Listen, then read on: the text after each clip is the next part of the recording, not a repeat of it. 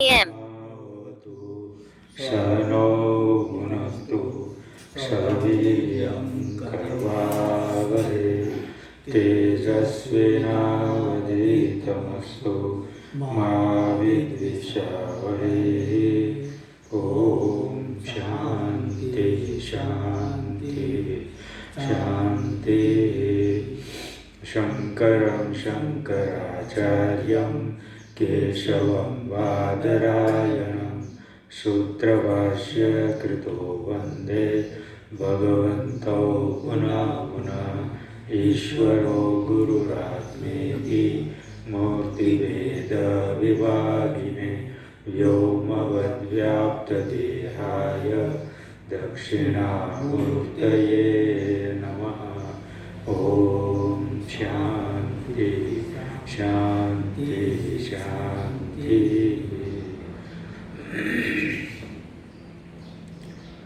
भगवान शंकराचार्य महाराज पंचकोशનો વિવેક બતાવી રહ્યા છે। આ પંચકોશના ત્રણેય શરીરો છે, સ્થૂળ શરીર, સૂક્ષ્મ શરીર, કારણ શરીર।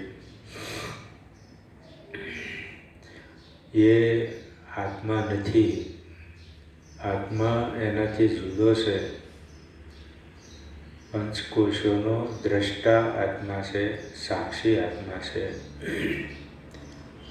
એ રીતે આપણને આત્મા સુધી લઈ જવા માટે આ ઉપાય છે, પંચકોશ રૂપી ઉપાય, કે આના પછી આત્મા, આનો દ્રષ્ટા આત્મા, એવું જાણવાથી આપણે આત્મજ્ઞાન પ્રાપ્ત કરી શકીએ।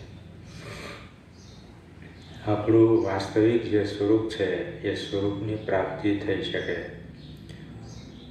જે જીવાત્માને આ કોષો સાથે તાદાત્મ્ય છે, એકતા છે, એ એકતા અજ્ઞાનથી છે, વાસ્તવિક નથી।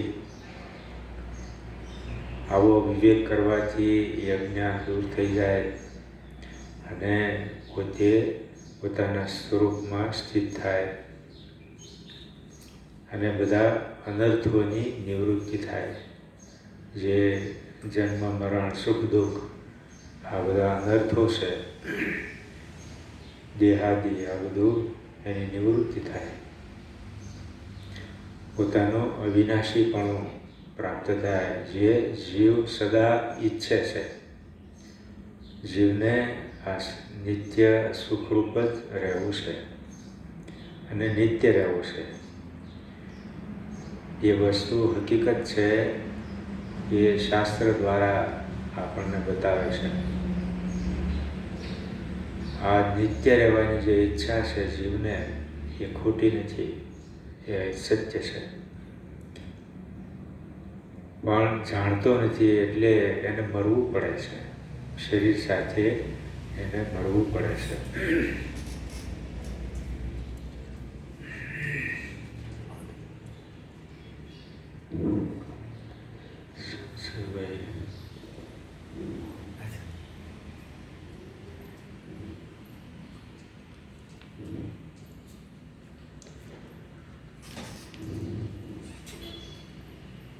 એ જીવને નિત્ય સુખ જોઈએ છે અને નિત્ય રહેવું છે, પોતાની નિત્ય સલામતી રહેવી જોઈએ, સુખ રહેવું જોઈએ અને નિત્ય રહેવું છે। આ જે ઈચ્છા છે એ મૂળ ઈચ્છા છે, આત્માની ઈચ્છા છે। આત્મા નિત્ય છે, નિત્ય સુખ સ્વરૂપ છે અને સલામત છે। એને કોઈ મારી શકે એમ નથી, કોઈ એને બાળી શકે કે પાણીમાં ડૂબાડી શકે, એવું કોઈ કરી શકે એમ નથી। આત્માને કોઈ નુકસાન પહોંચાડી શકે એમ નથી। જ્યારે દેહની સાથે તાદાત્મ્ય હોય ત્યારે આ બધી સંભાવના છે કે આ શરીરને કોઈ નુકસાન પહોંચાડી શકે, રોગો આવી શકે, આ બધી સંભાવના છે। એટલે સલામતી નથી સમજતો, સલામતી માનતો નથી, અસલામત છું। આ ક્યારે આ બધું શું આવી જાય એનો ભય રહે સતત. એટલે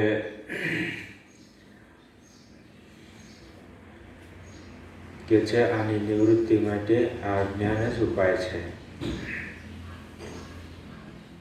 આત્મા અનાત્મા વિવેક, અને એનો એક પદ્ધતિ બતાવે કે આ પંચકોશથી વિવેક એટલે ત્રણેય શરીરથી વિવેક થઈ જાય. ત્રણેય શરીર આ પંચકોશની અંદર આવે.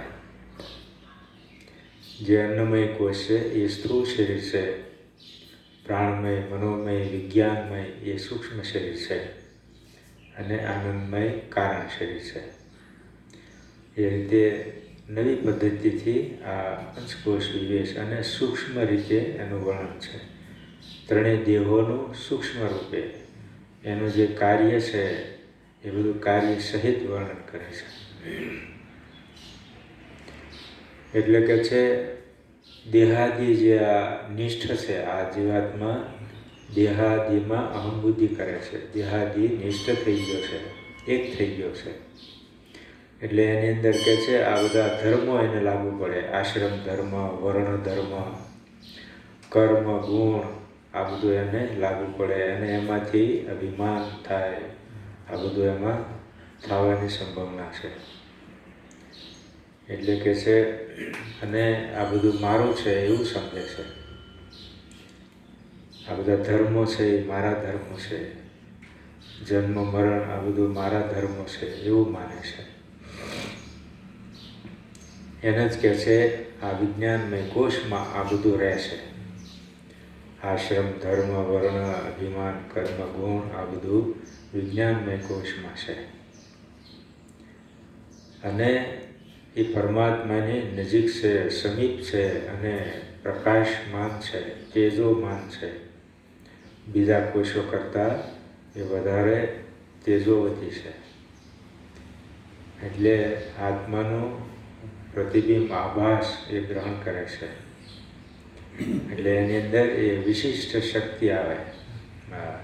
આત્માના આભાસથી વિશિષ્ટ શક્તિ આવે છે અને પોતે કરતા ભોગતા આ બધું બની જાય છે. જાણે કે બની જાય એવું લાગે છે. એટલે કે છે પરમાત્માની સમીપ છે આ વિજ્ઞાનમય કોશ. એ અત્યંત સમીપ હોવાના કારણે અતિ પ્રકાશવાળો છે, એમ કહે છે, તેજસ્વી છે અને બીજા બધાને કંટ્રોલમાં રાખે. જે મનોમય છે, પ્રાણમય છે, અન્નમય છે એને બધાને કંટ્રોલમાં રાખે છે. એ આ આત્માની ઉપાધિ, અને ઉપાધિ કહેવાય. જે બાજુની વસ્તુ હોય એને પોતે અહમ માની લે એ ઉપાધિ બની જાય. આત્મા છે એ આ વિજ્ઞાનમય કોશ સાથે એકતા કરે એટલે એની ઉપાધિ બની જાય, એનો વિષ બની જાય. એ વેશ છે. આત્મા તો નિર્ગુણ નિરાકાર છે, પણ આ વેશ ધારણ કરે. વિજ્ઞાનમય કોશ નામનો વેશ ધારણ કરે અને પોતે એવો છે એમ. જેમ નાટકમાં હોય એ વેશ ધારણ કરે ત્યારે પોતાને એ નામવાળો કે એ ધર્મવાળો એવું બોલે, એ વાણી એની વાણી બોલે. એ પોતાની વાણી ન બોલે. અહીંયા એ પાત્રની વાણી બોલે. પાત્રના જે શબ્દ હોય એ બોલે. પોતાનું કાંઈ એમાં કહેવાનું ન આવે. એને ઉપાધિ કહેવાય. એ વેશ છે એ ઉપાધિ છે. જે ઉપાધિ જ્યાં સુધી એ ધરી રાખે ત્યાં સુધી એને એ પ્રમાણે જ એને વ્યવહાર કરવાનો રહે. જ્યાં ઉપાધિ દૂર કરે ત્યારે જ એ પોતે જેવો છે એવો પોતાને સમજે, માને. એવી રીતે આ આત્મા છે એ આ ઉપાધિ ધારણ કરે છે, વેશ ધારણ કરે છે. આ જીવાત્મા વેશ ધારણ કરે ત્યારે એનું નામ જીવાત્મા થઈ જાય. આત્માનું નામ જ જીવાત્મા. પોતે જીવાત્મા માને છે અને વેશવાળો માને છે. બસ આ જ મારું સ્વરૂપ છે, આનાથી વિશેષ કાંઈ નથી એવું. આ શરીર જેટલો જ હું છું એવું માને. જ્યારે એનું વાસ્તવિક સ્વરૂપ તો વ્યાપક છે, પૂર્ણ છે. એટલે પોતાને જ્યાં નાનો માને છે ત્યારે બધી જ ઈચ્છાઓ એને બીજી વસ્તુ પ્રાપ્ત કરવાની ઈચ્છા થાય. એની અંદર કંઈક વસ્તુ ખૂટે કે મારી પાસે આ નથી, આ નથી, આ નથી, એવું અપૂર્ણ લાગે કે આ વસ્તુ મારે પ્રાપ્ત કરવાની છે. આ બધું એમાંથી ઉત્પન્ન થાય. એટલે એ અસંતોષ રહે, પૂર્ણ સંતોષ પામે નહીં. જ્યાં સુધી જીવભાવ છે ત્યાં સુધી પૂર્ણ સંતોષ નથી પામતો. એ તો જ્યારે પોતાનું સ્વરૂપ જાણે કે હું જ પૂર્ણ છું, મારે કોઈ વસ્તુ મેળવીને મારે પૂર્ણ થવાનું નથી, વસ્તુ વગેરે જ હું પૂર્ણ છું, કોઈ વસ્તુ ન હોય તોય હું પૂર્ણ છું અને હું રહું છું, અને મારો કોઈ નાશ કરી શકે એમ નથી. એ પોતે એનો નાશ નથી કરી શકતો. બીજા નાશ નથી કરી શકતા, પણ પોતે નથી કરી શકતો. એવો અજર અવિનાશી છે. એ આપણું સ્વરૂપ છે. એ સ્વરૂપ બતાવવા માટે આ શાસ્ત્ર ઉપાય છે. અને જ્યાં સુધી આ નહીં જાણે આવું, ત્યાં સુધી કે છે આ એક દેહથી બીજા દેહમાં ભ્રમણ કરતો રહેશે, અને સુખ દુઃખની પ્રાપ્તિ, જન્મ મૃત્યુ, આ બધું અનર્થ એને પ્રાપ્ત થતો રહેશે. આ જેવો વેશ ધાર્યો હોય એવો જ એને મળે. પછી આ ભિખારીનો વેશ ધાર્યો હોય તો એને કોઈ રાજા જેવું સુખ ન મળે. એ ભિખારીનું જ બધી સગવડ હોય એવી જ મળે એને. એવી રીતે આ વેશ ધારણ કરે છે. અને એ વેશ કર્મ અનુસાર આ વેશ મળે છે. આમાં આપણે સ્વતંત્ર વેશ ધારણ કરવામાં નથી, કર્મ કરવામાં સ્વતંત્રતા છે. પહેલાં એ સ્વતંત્રતાનો ઉપયોગ કરવો જોઈએ કર્મ કરતી વખતે. પછી થઈ ગયા પછી હવે મારે આ નથી જોતું એમ ન હાલે. પછી તો એ વેશ મળે જ છે, એ ઈશ્વર જ આપે. એનો આપણે સ્વીકાર કરવો જ પડે. ન કરે તોય કરવો પડે. સ્વીકાર તો નથી આપણે કરતા, તોય પણ એની સાથે જ રહેવું પડે. એ વેશ જ તે દાન કરવો પડે. ત્યાં સ્વતંત્રતા નથી. સ્વતંત્રતા પહેલાં હતી કર્મ કરતી વખતે. એ આપણે બરાબર ધ્યાન વિવેકપૂર્વક ન કર્યું, અધર્મ કર્યો, દુષ્કર્મ કર્યા, તો પછી હવે આપણા હાથમાંથી બાજી ગઈ. હવે તીર છૂટી ગયું. કમાનમાંથી તીર છૂટી જાય પછી સ્વતંત્ર નથી, પછી તો એ પરતંત્ર થઈ ગયા. એવી રીતે પછી આપણે સ્વતંત્ર નથી કે ભાઈ મારે તો આ ફલાણાને ત્યાં જ જન્મ લેવો છે, રૂપિયાવાળાને ત્યાં જ જન્મ લેવો છે, તો એમ સ્વતંત્ર નથી. એ તો કર્મ અનુસાર થાય. ઈચ્છા તો બધાને સારી જ હોય. કોઈ ખરાબ જગ્યાએ જવાની ઈચ્છા કોઈ જ ન હોય. ઈચ્છા માત્ર જવાબદાર નથી, કર્મ જવાબદાર છે. કર્મ હોવા જોઈએ એવા, અને ઈચ્છા બંને હોવું જોઈએ, તો એ સ્થળ મળે. એટલે આ જીવાત્માની ઉપાધિ છે, આ વેશ છે, એ વેશને ઉતારવો જોઈએ. જો આ અનર્થમાંથી નિવૃત્ત થવું હોય તો આ વેશને ઉતારવો જોઈએ. એટલે કે એ હું નથી, એમાં અભિમાન દૂર કરવું જોઈએ. તો જ આ પોતાનું સ્વરૂપની પ્રાપ્તિ થઈ શકે. એ કહે છે કે આ વિજ્ઞાનમય કોષ છે એ અન્ય કોષોની સરખામણીમાં આત્માથી અત્યંત નજીક છે અને એના સાનિધ્યમાં જ રહે છે સતત. એનો આભાસ ગ્રહણ કરે છે. એટલે એ અત્યંત નજીક હોવાથી એનો આભાસ અને એની એવી યોગ્યતા છે વિજ્ઞાનમય કોષની કે આભાસ ગ્રહણ કરે. તેથી આ કોષ અતિ પ્રકાશવાન જણાય છે. એમ કે છે ઓલા કોષોથી પ્રકાશવાન છે. તેમ હોવાથી એની ક્રિયામાં ચેતના શક્તિ પણ જણાય છે. એ ક્રિયા પણ કરે છે અને જ્ઞાન પણ મેળવે છે. જ્ઞાન ક્રિયા બંને એનો સ્વભાવ છે. તેવી શક્તિ દ્વારા જ વિજ્ઞાનમય કોષ શરીરસ્થ આશ્રમ ધર્મો દેહાદિના કર્મો એના ધર્મો અને ગુણોનો સતત અભિમાની બને છે. આ ઉપાધિના ગુણો છે આ બધા, એને કારણે સતત એ કોઈને કોઈ વસ્તુમાં અભિમાન હોય છે. દેહમાં, કર્મમાં, ધર્મમાં બધે અભિમાન રહે છે. આ મેં કર્યું, હું કરતા છું, હું આ વર્ણમાં હું બ્રાહ્મણ છું, ક્ષત્રિય છું, એમ એવું અભિમાન કરે છે. અને તે સૌ મારા છે એવું માને છે. આ ઉપરથી દૃઢ નિર્ણય થાય છે કે વિજ્ઞાનમય કોષ આત્માની અત્યંત નજીક છે એમ કહે છે. પરંતુ તે શુદ્ધ આત્મા નથી. એવું ન માની લેવું કે એ આત્મા છે, એ આત્મા નથી. એ કેમ આત્મા નથી? નિત્ય સાથે જ છે અને એ નાશ નથી, એનો જ્ઞાન સિવાય નાશ નથી.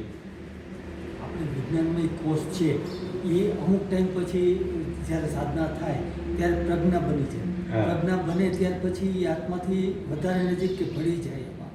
ભળી જાય, આત્મ સ્વરૂપ થઈ જાય. બધું આત્મ સ્વરૂપ જ છે. જેમ દોરડીમાં ગાંઠો વાળે તો એ ગાંઠ છે એ દોરડીથી આમ થોડી જુદી લાગે, પણ એ દોરડી જ છે. એવી રીતે આ શરીર, આત્મા કે બુદ્ધિ આ બધું બ્રહ્મ જ છે. બ્રહ્મથી કોઈ અલગ નથી. પણ આપણને જ્યાં સુધી અજ્ઞાન છે ત્યાં સુધી ભેદ દેખાય. જે અજ્ઞાન દૂર થાય કે આ બધું બ્રહ્મ જ છે, શરીરમાંથી અભિમાન, આ પંચકોશમાંથી અભિમાન જતું રહે અને આત્મા અભિમાન થાય, હું આત્મા છું, બ્રહ્મ છું, ત્યારે બધું બ્રહ્મ જ છે. બ્રહ્મથી જુદું કાંઈ છે નહીં. આ તો વિવેક કાળે જે અવિવેકથી એકતા માને છે એ એકતા નહીં, વિવેકથી એકતા જાણવી જોઈએ. અવિવેકથી જે એકતા છે, શરીર હું છું, એ અવિવેકથી એકતા છે. તો એના વિવેક માટે કહેવું પડે કે આ જળ છે, આ ચેતન છે, એવો વિવેક કહેવો પડે. પછી કોઈ જળ ચેતન કોઈ રહેતું નથી. આત્મજ્ઞાન થાય ત્યારે બધું ચેતન જ છે. ચેતન સિવાય બીજું કાંઈ નથી. એ આપણને સ્વપ્નમાં અનુભૂતિ કરાવે કે સ્વપ્નમાં આપણને અમુક વસ્તુ જળ દેખાય, અમુક વસ્તુ ચેતન દેખાય છે. તો જાગીએ ત્યારે ખબર પડે ત્યાં કોઈ જળ નામની વસ્તુ હતી જ નહીં, બધું ચેતન જ હતું. દ્રષ્ટાની દ્રષ્ટિ જ હતી. દ્રષ્ટિ સિવાય બીજું કાંઈ નથી. એમાં દ્રષ્ટાની દ્રષ્ટિ છે આ જગત, પણ આ ઈશ્વર દ્રષ્ટાની દ્રષ્ટિ છે. જાગ્રત જે જગત છે એ જીવની દ્રષ્ટિ નથી, ઈશ્વરની દ્રષ્ટિ છે. અને સ્વપ્ન છે એ જીવની દ્રષ્ટિ છે. એટલે આપણને અનુભૂતિ સહિત બતાવે છે કે આ દ્રષ્ટિ માત્ર છે, ચેતન માત્ર છે, આ કોઈ જળ વસ્તુ છે નહીં. પણ વિવેક કાળે આવું વિવેક કાળે કે આ જળ છે, આ ચેતન છે, આ ઉપાધિ જળ છે, પંચકોશ જળ છે અને એનો દ્રષ્ટા ચેતન છે. એ સિદ્ધાંત નથી, એ હજી શરૂઆત છે. શરૂઆતમાં આવું કહેવું જોઈએ, નહીંતર વિવેક ન થાય. આ બધું ચેતન જ છે એમ પહેલાંથી કહી દે તો પછી આ શરીર સાથે વિવેક નહીં થાય, અજ્ઞાન ન દૂર થાય. વિવેક ન થાય તો અજ્ઞાન દૂર નહીં થાય. ચેતન બુદ્ધિ થવી જોઈએ ને તો અજ્ઞાન દૂર થાય. જળ બુદ્ધિ હોય ત્યાં સુધી અજ્ઞાન દૂર ન થાય થયું કહેવાય. એટલે આવી રીતે આ વિવેક છે કે પહેલાં અલગ જાણે, પછી જ્ઞાન કાળે બધું એક જ છે, કોઈ જુદું નથી. એ રીતે આ પદ્ધતિ છે વેદાંતની, જે બીજા લોકોને સ્વીકાર્ય નથી. બીજા મતો જે છે એને આવી પદ્ધતિ સ્વીકાર્ય નથી. એની પદ્ધતિથી જ ચાલે છે, પણ એમાં દોષો આવે છે. એ જે પદ્ધતિ બતાવે છે કે પ્રકૃતિ જળ જ છે, આત્મા ચેતન છે, એવા બે છે, તો એમાં દોષ આવે. બે વસ્તુ કોઈ સત્ય ન હોય, બે સત્ય છે તો એમાં કોઈ ફરક ન રહે. બે સત્ય છે એમ કહે તો કોઈ ફરક ન રહે કે ભાઈ આ પ્લાસ્ટિકની ખુરશી છે ને આ પ્લાસ્ટિકની ખુરશી છે, તો એમાં બેમાં શું ફરક છે? કંઈ ફરક નથી, એક જ છે. એવી રીતે જો બે સત્ય કહેવામાં આવે તો એમાં કોઈ ફરક નથી, એક જ છે. પણ જુદા છે એમ કહો તો એ દોષ છે.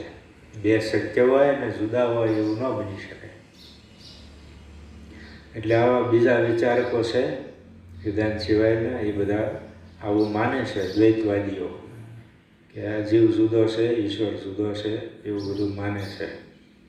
પણ એ બધું અજ્ઞાનથી છે.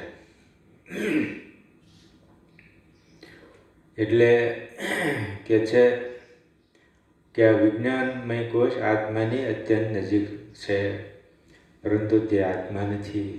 એવું પહેલાં કહેવું પડે, એવું પહેલાં દૃઢ કરવું પડે, પછી છેલ્લે કે ભાઈ એ બધું આત્મા જ છે, આત્માથી અલગ કોઈ નથી. મિથ્યા વસ્તુ હોય એ સત્યથી અલગ ન હોય. સત્યને આધારે જ મિથ્યા રહે. મિથ્યાની કોઈ સ્વતંત્ર અસ્તિત્વ નથી, સ્વતંત્ર ન રહી શકે. દોરડી ન હોય તો સર્પ ન દેખાય. દોરડીનું હોવું જરૂરી છે, ભલે એમાં કોઈ વિકાર નથી, પણ હોવું જરૂરી છે. દોરડી ન હોય તો સર્પ ન દેખાય. એટલે દોરડીને આધાર ગણવામાં આવે કે સર્પનો આધાર છે, સર્પનો આત્મા છે, એમ કહેવામાં આવે. વાસ્તવિકમાં ત્યાં સર્પને દોરડીને કોઈ સંબંધ નથી. દોરડીને ખબર જ નથી મારામાં કોઈ સર્પ જોવે છે. એટલે અધ્યારોપ વસ્તુ છે એ જુદી સ્વતંત્ર ગણવામાં નથી આવતી. એ જે સત્ય વસ્તુ છે એને આધારે જ મિથ્યા વસ્તુ રહે, એટલે એનાથી જુદી નથી. એની સત્તાથી સત્તાવાન છે, એટલે એનાથી જુદી નથી એમ કહેવામાં આવે. માટે આત્મા નથી, આ વિજ્ઞાનમય કોષ આત્મા નથી. એની અંદર બધું જ છે. આ સંસ્કારો છે, કર્મ છે, બધો વિચાર કરે છે, બધું છે એની અંદર, પણ એ આત્મા નથી. તે આત્માની ઉપાધિ રૂપે રહેલો છે, આત્માની ઉપાધિ છે. છતાં ઉપાધિ જેવા વિજ્ઞાનમય કોષમાં જે આત્મબુદ્ધિ કરે છે, અર્થાત નિરુપાધિક આત્માને ઉપાધિવાળો માને છે, એ અજ્ઞાનથી માને છે. કે હું આ ઉપાધિવાળો છું એવું માનવું અજ્ઞાન છે. હું ઉપાધિ રહિત છું એ રીતે એ જ્ઞાન છે. ઉપાધિરૂપ વિજ્ઞાનમય કોષને આત્મા માને છે એમ કે છે. તેઓ અવિવેકી એવી આત્મબુદ્ધિને લીધે ભ્રાંત, એને ભ્રાંતિ કહેવાય. એ ભ્રાંતિથી પોતાને જોઈ રહ્યો છે અને જગતને જોઈ રહ્યો છે. બીજા બધા મારી જેમ જ છે એમ સમજે. તે ભ્રાંત એને કહેવામાં આવે છે. એ આંખથી નથી જોઈ રહ્યો જગત કે પોતાને, એ મનથી જોઈ રહ્યો છે. સંસ્કારવાળું મન છે, મન દ્વારા મનથી જોઈ રહ્યો છે કે હું આ શરીર છું એ રીતે. જ્ઞાન બુદ્ધિથી નથી જોઈ રહ્યો, એટલે એને ભ્રાંત દ્રષ્ટિ કહેવાય. અને જન્મ મરણના સંસારને પામી ગોથા ખાય છે એમ કહે છે. માટે આ શ્લોકનો તાત્પર્યમાં જણાવ્યું યદ આત્મધિ સંસરતી ભ્રમેણ. આ ઉપાધિમાં આત્મબુદ્ધિ કરે છે અને પછી સંસારમાં ભ્રમણ કર્યા કરે છે, ઊંચ નીચ યોનિમાં ભ્રમણ કરે છે. આગળ કહે છે યોયમ વિજ્ઞાનમય પ્રાણેષુ હૃદિ સ્ફુરયંતિ અયમ જ્યોતિ કુટસ્થ સન આત્મા કર્તા ભોક્તા ભવતી ઉપાધિસ્થઃ. કે છે જે આ વિજ્ઞાનમય કોષ છે એ પ્રાણોમાં, ઇન્દ્રિયોમાં તથા હૃદયમાં, અંતઃકરણમાં જ્યોતિ રૂપે એટલે જ્ઞાન સ્વરૂપે રહેલો છે હૃદયમાં, અને સદા પ્રકાશી રહ્યો છે. ત્યાં કુટસ્થ આત્મા હોવા છતાં ઉપાધિને કારણે પોતાને આવાગમનવાળો માને છે. જે કુટસ્થ એટલે સ્થિર, એમાં કોઈ આવાગમન છે નહીં.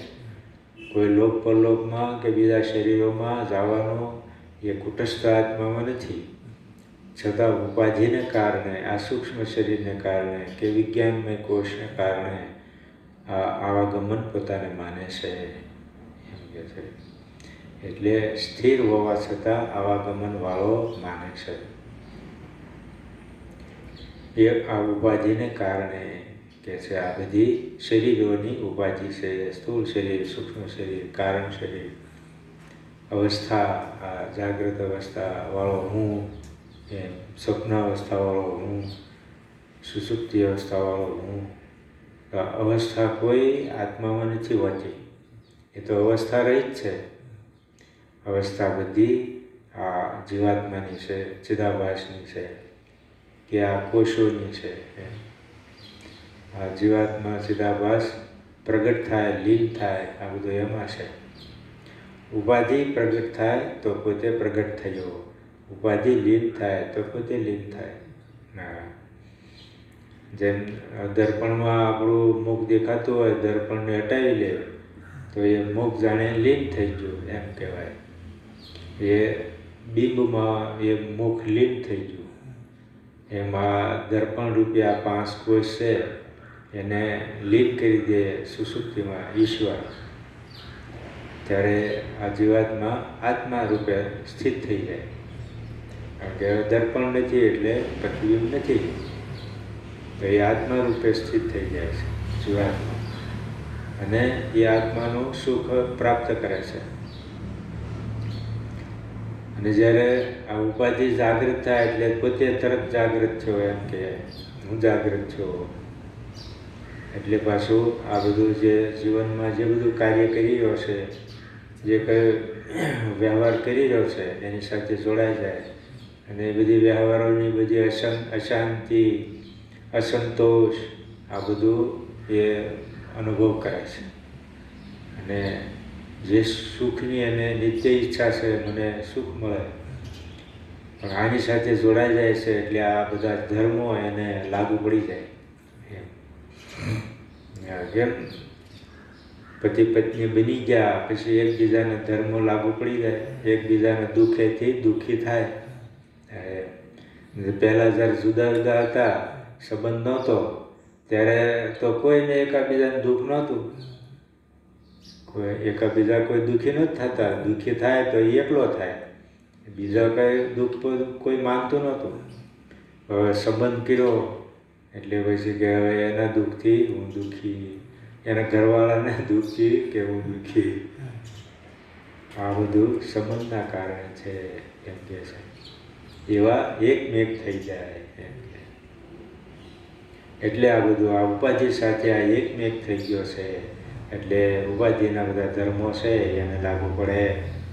આ ઉપાધિમાં આ બધું ભૂખ તરસ, જન્મ મૃત્યુ કે સુખ દુઃખ, આ બધું ઉપાધિમાં છે. એ કોઈ આત્મામાં નથી. પણ પોતાને એવો માને છે કે મારી એટલું આ આયુ શરીરની છે, પણ એ પોતે મારી એટલા વર્ષની આયુ છે, આ તારીખે જન્મદિવસ છે, એવું બધું. તો એ આયુ છે એ શરીરની છે, જન્મદિવસ છે એ શરીરનો છે, પોતાનો નથી. પણ હવે જે શરીરમાં આત્મા રહે છે એટલે આપણે શરીરને પણ થોડું મહત્ત્વ આપીએ છે. પણ કેવા શરીરને? જે લોકો શાસ્ત્રીય રીતે પોતાનું જીવન જીવ્યા છે અને લોકોને કંઈક બોધ આપ્યો છે, પોતે સમજ્યા છે, એવા લોકોનું શરીરનો આદર હોય. બીજાના શરીરનો આદર ન હોય. એ શરીરોને આપણે પૂજીએ છીએ. બાકી જે કોઈ આત્મજ્ઞાન પ્રાપ્ત નથી કર્યું એવા શરીરની કોઈ કિંમત નથી. એટલે આ ઉપાધિને એટલે આપણે પૂજીએ છીએ. પણ હવે પછી પાછા ઉપાધિમાં જ થઈ જાય. આપણે પૂછતા પૂછતા ઈશ્વરને ભૂલાઈ જાય ને એને પૂછવા મળીએ, એ વધારે અતિરેક થઈ જાય. નહીંતર માન સન્માન આપણે આપીએ, બધું ભાવ દેખાડી, બધું બરોબર છે, પણ ઈશ્વરથી આગળ કોઈ નથી. It's 9:30 a.m. એટલે કે છે આ બધા ઉપાધિના ધર્મોમાં ઉપાધિમાં એકમેક થઈ જાય છે, ઉપાધિમાં સ્થિર થઈ જાય છે, એમ ઉપાધિસ્થ થઈ જાય છે, ઉપાધિમાં સ્થિર થઈ જાય છે.